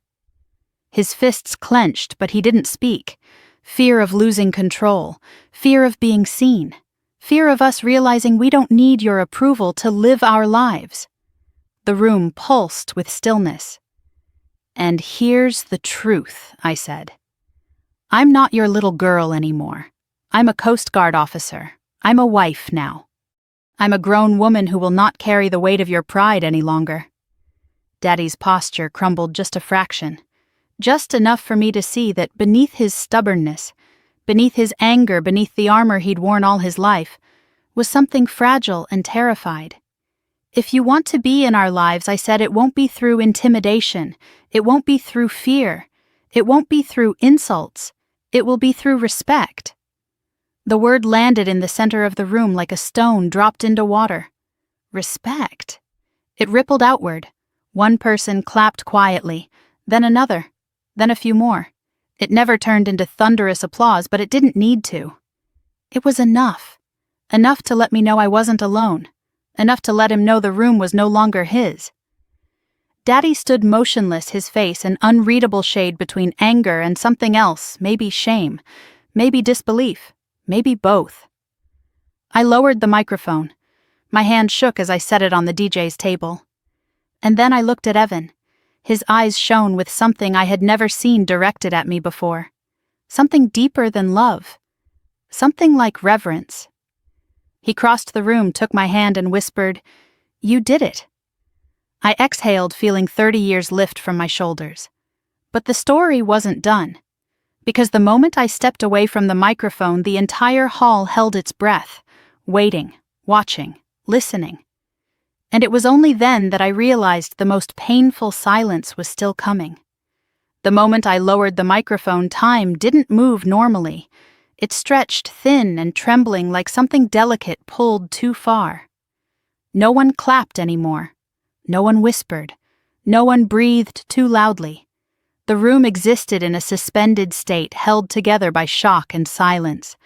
And in that silence, I could hear everything I had never said echoing back at me. My father didn't move at first. He stood frozen near the head table, his shoulders squared, his jaw working like he was trying to grind stone with his teeth. For a man who had always commanded attention, he suddenly didn't know what to do with the weight of so many eyes on him. Evan reached me first. He didn't speak. He didn't try to soothe. He simply took my hand, grounding me with a pressure that said I wasn't alone anymore. His palm was warm, steady, a place to rest after walking barefoot across broken glass. I didn't realize how hard I was shaking until he pulled me gently against his chest. My father turned away. That more than anything I had said struck me. He didn't argue. He didn't yell. He didn't try to defend himself. He withdrew. He folded in on himself like a collapsing structure. For the first time in my life, I saw the man behind the volume, and he looked small. The DJ cleared his throat and awkwardly reached for his backup microphone. "Folks, let's take a short break. Coffee and refreshments are in the back if anyone needs a moment." His voice quivered with the kind of discomfort only people who witness family implosions can understand. Chairs scraped. People stood slowly, some unsure where to look, others pretending they didn't feel the heaviness thickening the air. Conversations began in hushed fragments and aborted sentences. My mother hadn't moved. She sat at the edge of her chair, hands clasped tightly in her lap. Her eyes shone with tears she wasn't letting fall, not yet. She watched me with a mixture of sorrow and pride so deep it almost undid me. Across the room, my father gripped the back of his chair, knuckles white, staring downward as if the tablecloth might reveal an escape route. No one approached him. Even the relatives who always defended him stayed back, their expressions pinched with discomfort. My sister appeared beside me, her face flushed.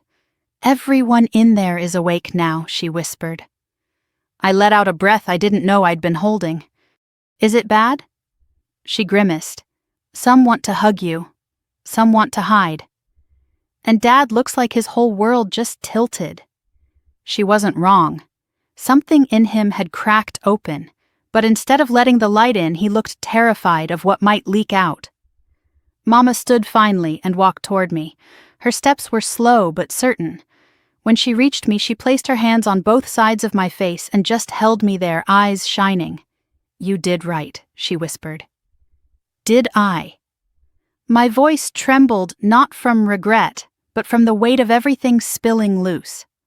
Mama nodded. "You said what needed saying, and you said it with truth, not spite." I rested my forehead against hers. "Are you angry with me?" "No," she said, and her voice cracked. "I'm relieved. Someone finally said the words I never had the strength to. That sentence almost broke me more than anything my father had done." "I need some air," I murmured. Mama nodded, stepping aside so Evan could walk with me. He slid his hand into mine, and together we slipped out the side door into the cool, late afternoon air. Outside, the world went on. Cars passed on the road. A lawnmower buzzed faintly in the distance. Birds chirped in a nearby tree, oblivious to the emotional wreckage unfolding inside the hall. I leaned back against the brick wall, letting the air cool the heat in my face. Evan stood beside me, shoulder brushing mine. "Are you angry I spoke up today?" I asked quietly. He looked at me with a tenderness so deep it made my chest ache. "No, I'm proud of you, and I'm honored you spoke for me. But more than that, you spoke for yourself." I swallowed hard. I've never done that before, Not like this." "It showed," he said softly. "Your voice didn't shake, even when your hands did." I exhaled a shaky half-laugh. "You noticed I notice everything about you," he said, "especially when you're brave." Before I could answer, the door swung open and my sister stepped out. She closed it behind her, rubbing her arms against the breeze. "Well," she said dryly, "if anyone was sleepy in there, they're awake now." A startled laugh escaped me, sudden and unsteady. "Is it really that bad? Bad, no," she said. "Intense, yes. Necessary, absolutely." She sighed. "Dad looks like someone pulled the earth out from under him." "Good," I muttered before I could stop myself. Hannah nodded. He needed to hear it, even if he'll never admit it. She leaned against the wall beside us. "Are you okay?" "I don't know," I said honestly. Evan squeezed my hand. We stood together for a while, letting the breeze wash away the last remnants of shock. Then, because weddings don't pause for emotional catastrophes, we went back inside. The rest of the reception felt like watching people walk around fragile glass. There were smiles, but they trembled. Laughter, but it fluttered awkwardly. Every conversation paused whenever Daddy appeared in someone's periphery. Some relatives hugged me tightly when he wasn't looking. "You were brave," they whispered. "You did the right thing." Others kept close to him, their expressions guarded. They weren't defending him so much as avoiding the discomfort of reevaluating someone they had admired for years. Humans cling to illusions because they're easier than truth, even when those illusions cut us. As the night wound down, people began saying their goodbyes. The DJ packed his equipment with the caution of someone handling explosives. Mama and Hannah cleaned up the tables in silence. Evan helped stack chairs. And Daddy, he disappeared. He didn't say goodbye, didn't acknowledge the ceremony, didn't congratulate us. He slipped out the side door like someone fleeing a crime scene and drove off while I was hugging a cousin from out of town. Sometimes the cruelest thing a parent can give you is their back. At first, I told myself good riddance, that I didn't need him, that the silence he left behind didn't matter. But silence does matter, especially when it comes from someone whose voice shaped your life even if that voice caused harm. In the days after the wedding, I waited for the explosion. A phone call, a long text, a lecture, a tirade, some attempt to reclaim control. None came. The silence grew heavier. I returned to work. Evan and I settled into our little rental house with its mismatched furniture and squeaky floorboards. Life became ordinary again. We argued about which bookshelf to buy. We tried new recipes and burned half of them. We spent Sundays on the couch watching football. But beneath the simplicity, something gnawed at me. A small, persistent ache. My father's silence. It wasn't peaceful. It wasn't healing. It was a void. A void filled with years of unresolved hurts and unspoken questions. A void shaped like the father I had always hoped to have, but didn't. Late at night, when Evan was asleep beside me, I would lie awake, imagining conversations with my father. Sometimes I yelled at him, telling him everything I'd held back. Sometimes I begged him to understand. Sometimes he apologized, and that dream was the cruelest of all. None of it happened. One Sunday afternoon, while folding laundry at the kitchen table, I realized I was exhausted. Not from confrontation, but from waiting for something that might never come. And in that moment, I understood something important. Silence isn't always power. Sometimes silence is just fear wearing armor. So I did something I never thought I would. I wrote my father a letter, a long one. A letter where I didn't yell, didn't justify, didn't accuse. A letter where I told him exactly how his words shaped me, how his temper scarred our family, how his pride suffocated every room, how his silence after the wedding hurt more than his insult on the microphone. I told him I wanted him in my life, but not at the cost of my dignity, not at the cost of my marriage, not at the cost of the woman I was becoming. When I finished, I read it aloud to Evan. He listened with his whole heart, then said, "Mail it, Marion. Whatever comes after, you'll know you did your part." So the next morning, I walked to the blue mailbox on the corner, slid the envelope into the slot, and heard the faint metallic thud as it landed inside. I stood there for a long time, waiting for something, a sign, a shift, a release. But the street stayed quiet. The world kept spinning. 3 weeks passed. No call, no text, no letter. And for the first time, the silence wasn't something done to me. It was the result of something I had done. The truth was finally out. Not just the truth I had said into a microphone, but the truth I had written with my own hand. And healing, real healing, never begins with someone else's apology. It begins when you stop apologizing for the truth. 3 months passed before my father showed up at my door. 3 long, uneven months where silence wrapped itself around my days like a shadow that wouldn't leave. I kept busy with work at the station, with unpacking our new place, with finding small routines that made my marriage feel like a home. Evan and I found our rhythm the way people do when they finally feel safe. But even in the comfort of those ordinary moments, a part of me listened for a phone call that never came. Some evenings I convinced myself I didn't care. I would look at the framed wedding photo on the mantel, the one taken before the microphone incident, and think he chose to miss this. He chose to lose this. Other nights the ache returned sharp and familiar, reminding me that love, even painful love, doesn't disappear just because you name the wounds. Then came that Saturday morning. The day started quietly with sunlight sliding across the floorboards, and Evan humming in the kitchen while frying eggs. I sat at our little table reading a report for work, the smell of coffee warming the room. It felt peaceful, normal. The kind of morning I used to dream about during deployments. And then someone knocked, not a quick tap, not the delivery driver's cheerful rhythm. It was heavier, hesitant, like whoever stood on the other side wasn't sure if they should be there. Evan looked at me from across the kitchen. Expecting anyone, I shook my head. The knock came again. I stood slowly, my heartbeat rising as I crossed the living room. Something in me already knew before I opened the door. My father stood on the porch. He looked smaller than I remembered. Not physically, he still carried the same broad shoulders and weather-lined face, but something in his posture had changed. His windbreaker hung open, his hands shoved awkwardly into the pockets as if he didn't know what to do with them.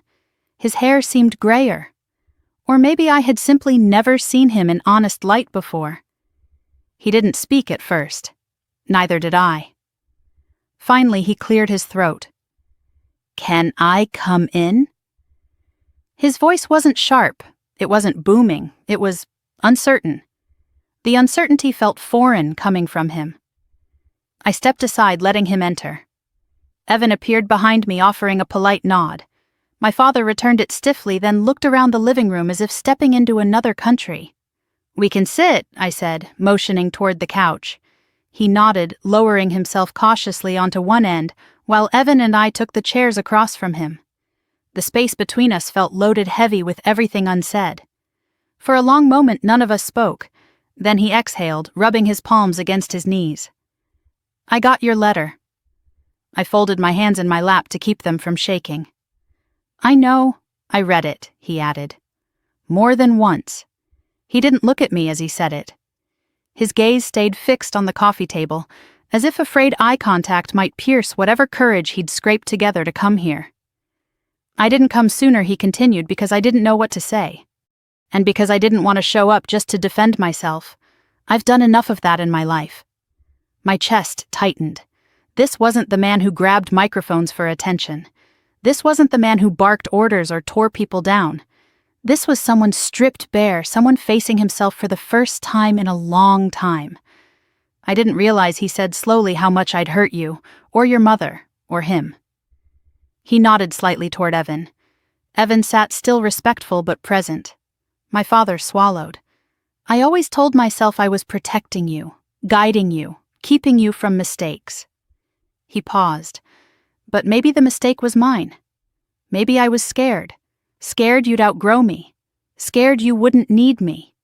Scared that if you made your own choices, you'd see how small mine had been. The honesty in his voice was so raw it startled me. He finally looked up, and the moment his eyes met mine, I saw something I had never seen there before. Fear. Not of me, but fear of losing me.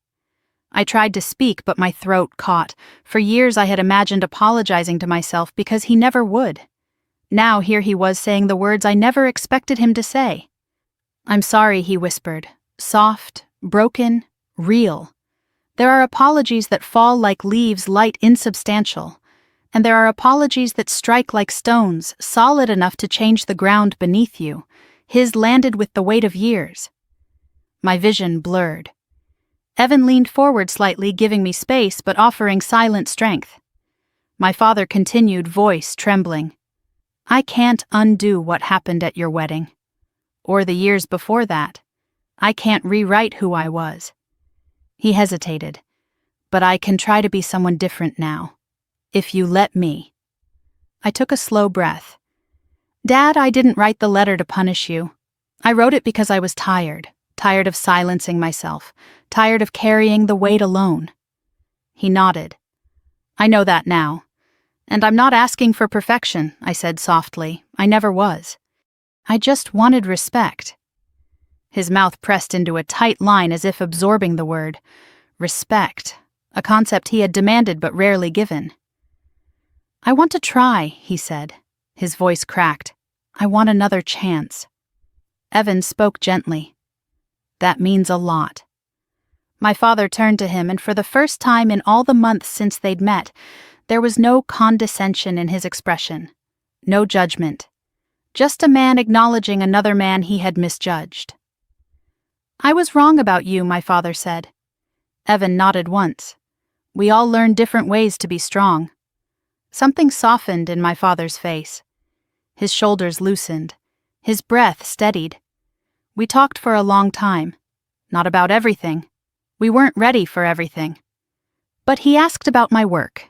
He asked how I liked the neighborhood. He asked whether the old truck Evan was fixing still gave trouble. There were pauses, awkward at times, but they weren't the brittle silences we used to navigate. They were spaces where newness could breathe. Eventually he stood to leave. He reached the door, then stopped, turning back toward me with a vulnerability I didn't know he was capable of. "I can't promise I'll get this right," he said. "I've been myself a long time. But I'm trying." I rose and stepped closer. "Trying is enough, and we'll take it one day at a time." He nodded, eyes shining. "You deserve better than what I gave you." For the first time, I didn't shrink when he stepped forward. He pulled me into a hug, hesitant, unfamiliar, but real. His arms felt heavy with regret, with hope, with years lost and years still possible. When he stepped back, he looked at Evan. "Take care of her," he said softly. Evan didn't answer with bravado or defensiveness. Just a simple "I will." My father walked down the driveway toward his truck. The late morning light cast long shadows behind him, shadows that stretched but didn't swallow him like before. He paused once, glancing back at the house. At us. Then he got in and drove away. When the sound of his engine faded, I let out a breath I didn't realize I'd been holding. Evan stepped behind me, sliding his arms around my waist. "How do you feel?" I leaned back against him, like something old just cracked open, and something new might grow from it. He kissed the top of my head. He came. "That's the first step." "I know," I whispered. But healing is not a single moment. It's a path. And he had just taken his first shaky step onto it. Later that evening, Mama called. "I heard he visited," she said softly. "He did." And I hesitated. He apologized. Silence on the other end. Then a breath that sounded like relief, wrapped in disbelief. Maybe Mama whispered, "This will be the year things change." Maybe. The word felt fragile, but warm. As I hung up, I realized something important. The wedding confrontation wasn't the end of our family story. It was the beginning of a new chapter, one where truth wasn't buried, where respect wasn't optional, where silence no longer protected the wrong person. Healing wouldn't erase the past. But it could change the future. Healing doesn't announce itself with trumpets. It doesn't arrive all at once, wrapped neatly in forgiveness and smiles. It comes quietly, tentatively, in small moments that would be easy to miss if you weren't watching for them. And after my father left our house that morning, Those small moments began to appear like fragile sparks in the dark. The first came 2 weeks later when Mama called to tell me he had fixed the broken step on their porch. Not with the familiar grumbling or the loud complaints he usually gave whenever the house needed work. He did it without being asked, without announcing it, without expecting praise. He didn't even tell me he was out there, Mama said. I found him kneeling on the boards, humming to himself. The image stunned me. Not because he repaired something he had always been good with his hands, but because he repaired it quietly. My father was a man who performed everything. Every chore was a monologue, every fix an opportunity for praise. But this small, silent act felt like something new. The second moment came when Hannah told me he had apologized to her for snapping during a phone conversation. A real apology. The kind that names the wrongdoing and doesn't add excuses. He said he was wrong, she whispered over the phone as if speaking too loudly might break the spell. I think he meant it. I sat on the couch for several minutes after hanging up, absorbing the shock. My father didn't apologize. It simply wasn't something he knew how to do. Yet here he was practicing a new language late in life. The third moment happened unexpectedly at the grocery store. I had stopped by after work, still in uniform, grabbing vegetables for dinner. As I turned into the cereal aisle, I saw him, my father staring intently at a box of granola bars like it held ancient wisdom. He looked up and froze, not in anger, not in defensiveness, in uncertainty. I broke the silence first. "Hey, Dad." "Hey," he echoed, voice softer than usual. We stood there for a moment, surrounded by breakfast food and fluorescent lights. It felt surreal. "How have you been?" he asked. "Busy," I said. "Working a lot." He nodded like he understood that was safer territory. Then he hesitated, shifting his weight. "Your mother, she's been making that chicken pot pie you like." He paused. "You and Evan should come by sometime. If you want." If you want. The words lodged themselves in my heart. My father had never offered anything conditionally. He had always expected obedience, not choice. "We will," I said. "Let's set a date." His shoulders eased ever so slightly, like he'd been bracing for rejection. We parted ways with an awkward but genuine goodbye. As I walked to my car, the late afternoon sunlight warmed my face, and for the first time, hope didn't feel dangerous. The biggest shift came when we finally visited for dinner. Mama opened the door with the same warm embrace she'd always given, but something in her seemed lighter, less braced, less afraid of the storm she had weathered for decades. The kitchen smelled like butter and rosemary, and the table was set with her good dishes, the ones she used to only bring out on holidays. My father sat at the far end of the table. His posture was straighter, his shirt tucked in his hair combed. But the biggest difference wasn't physical. It was in the way he looked at us when we walked through the door. Not with pride, not with scrutiny, with effort. "Hi," he said, clearing his throat. "Come on in."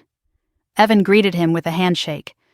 My father returned it firmly, but without that familiar need to dominate the gesture. It was simply a greeting, nothing more. During dinner, he asked Evan about his job, not the loaded questions he used to ask, but genuine curiosity. "You're working on that bridge project off Highway 32, he asked. Evan nodded. "Yeah, we're expanding the supports. Storm season a few years back weakened the structure." My father's brows lifted in interest. I remember that. Those floods nearly washed out the whole west side. "It's been a challenge," Evan said. "But we've made progress." My father nodded again. "Sounds important." He said it like he meant it. And Evan smiled, small but sincere. Mama brought out dessert and my father complimented it, telling her it tasted just like the one her grandmother used to make. He hadn't said something warm like that in years. After dinner, he surprised me again. "Want to walk outside a minute?" he asked. We stepped onto the porch, the wooden boards creaking softly under our feet. The sky was fading into dusk, streaked with orange and soft pink.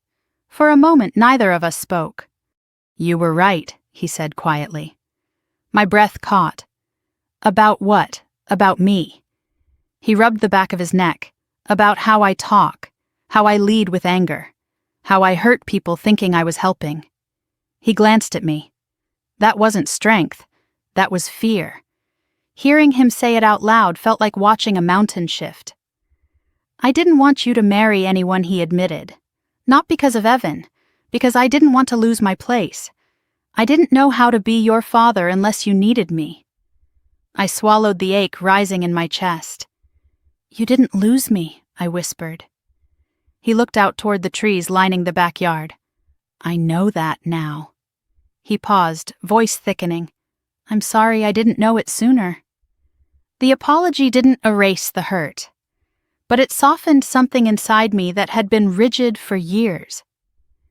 When Evan and I drove home that night, I stared out the window watching the streetlights flicker across the windshield. My heart felt both heavy and light, a strange combination I didn't know how to hold. Evan reached for my hand. How are you feeling? Like this is the start of something new, I said. Not perfect, but new. Over the next month, the small moments continued. My father helped Mama reorganize the garage without complaining. He started going for walks in the morning. He signed up for an anger management workshop at the community center. He called Hannah just to ask how she was, not to correct her, not to question her decisions, but to listen. He didn't talk about the wedding. Not once, not directly. But sometimes he'd look at me with a long, contemplative expression, as if replaying the moment when I took the microphone and turned our lives upside down. One afternoon he stopped by our house unannounced, not to criticize the yard, not to offer unwanted advice. He brought a toolbox and said, "Thought I'd take a look at that loose railing on your porch." I blinked. "Dad, you don't have to." "I know," he said. "That's why I want to." He fixed the railing in under 15 minutes, humming softly under his breath. When he finished, he dusted off his hands and said, "There, should hold up just fine now." "Thank you," I said. He shrugged. "Small things. But I'm learning they matter." I didn't know whether to laugh or cry, so I just hugged him. A real hug. The kind that didn't feel one-sided or stiff or forced. He hugged me back immediately. After he left, Evan stepped onto the porch, leaning beside me. "He's trying," Evan said. "He is," I whispered.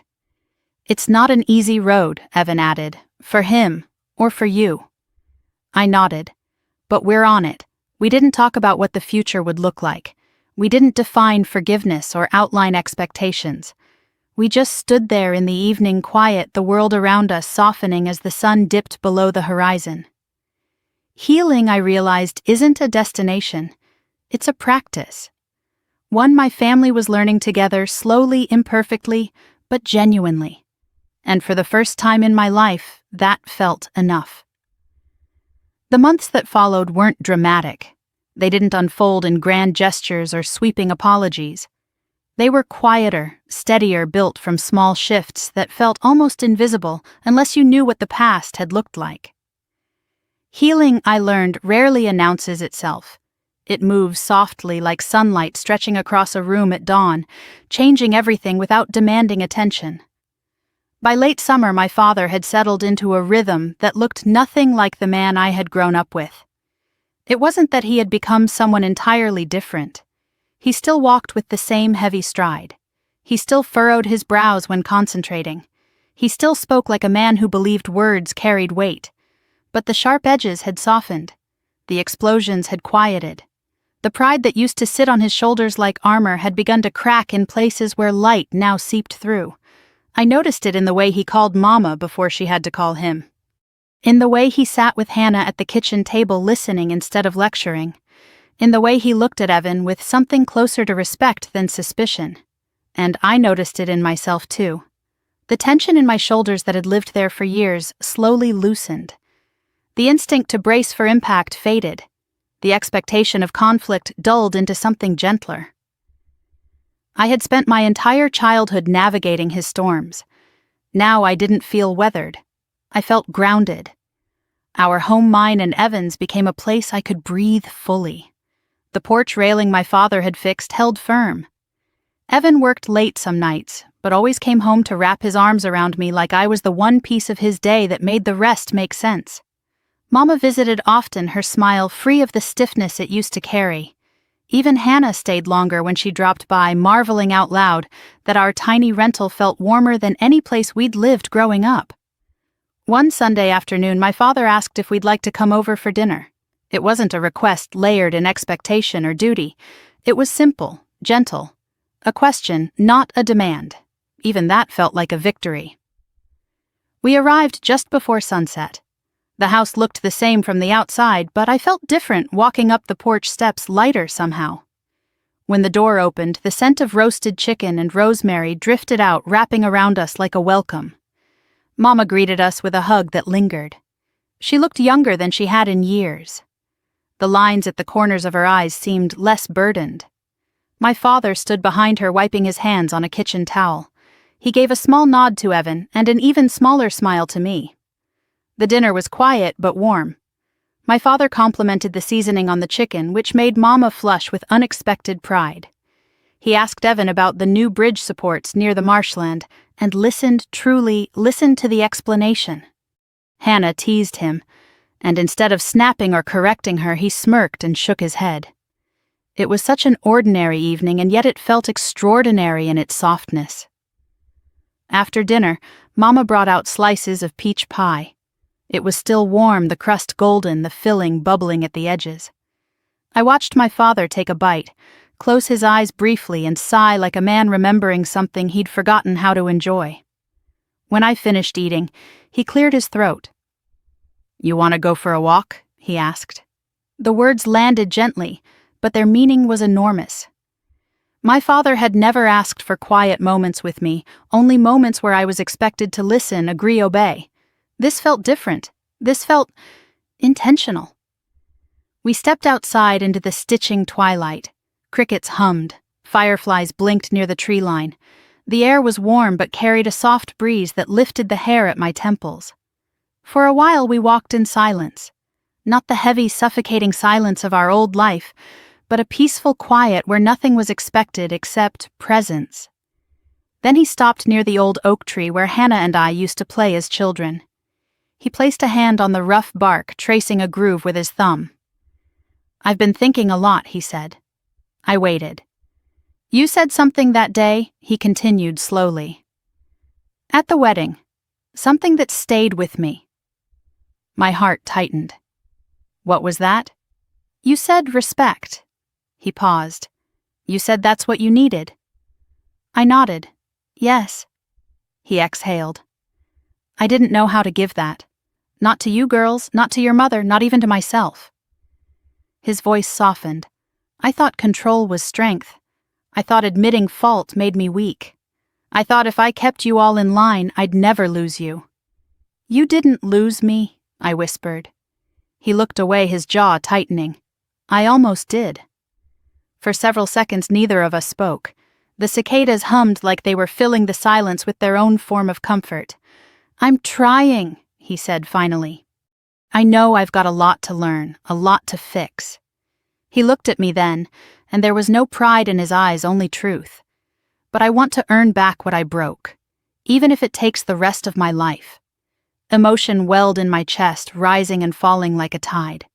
I stepped closer and rested my hand over his. "Trying counts," I said. "And so does choosing something better." He nodded, a whispered tremor in his breath. When we returned to the porch, Mama and Evan were laughing quietly at something Hannah had said. My father paused for a moment, watching them, studying the scene like a man viewing his family through a new lens. "You picked a good man," he said softly to me. The words caught me so off guard that tears pricked my eyes. "I know," I whispered. "Better than I realized," he added. We stood there for a long moment, not as opponents, not as strangers navigating old wounds, but as a father and daughter learning how to rebuild something fragile but real. When Evan and I got home that night, we sat on the porch steps, letting the quiet of our street wrap around us. The moon hung low. The world felt gentle. Evan brushed my hair back. "You did something powerful, you know." "I didn't do it alone," I said. He smiled. "No, you did it brave." I leaned into him, feeling the warmth of his shoulder and the steadiness of his breath. For the first time in years, the ache inside me felt replaced by something softer, something hopeful. Healing isn't perfect. My father still had moments where old habits crept in, where frustration tensed his jaw or impatience tightened his tone. But he corrected himself faster now. He listened more. He apologized without being pressed. And each small effort added to something larger, a foundation built on respect rather than fear. And me, I found that I no longer walked through life waiting for impact. I no longer shrank when someone raised their voice. I no longer mistook silence for peace. I had found my voice, and in doing so I had given my father a chance to find his humanity. Families don't transform overnight. They bend, they stumble, they break and rebuild. They learn and unlearn. And sometimes, if one person chooses courage, the whole story changes. If you're listening to this, and you've seen pieces of your own life in mine, if you've ever struggled with finding your voice, or standing up for your worth, or breaking a cycle that felt older than you are, I hope you remember this: silence protects the person who causes the harm. Truth protects the person who endures it. And healing begins when someone decides the story won't end with pain. Thank you for sitting with me in this story. If it touched something in your heart, I would love to hear your thoughts. Share your experience in the comments, let me know where you're listening from. And if you'd like to hear more stories of family courage and second chances, make sure to like this video and subscribe. Your support helps bring these stories to life. And until next time, take care of your voice. It's stronger than you think.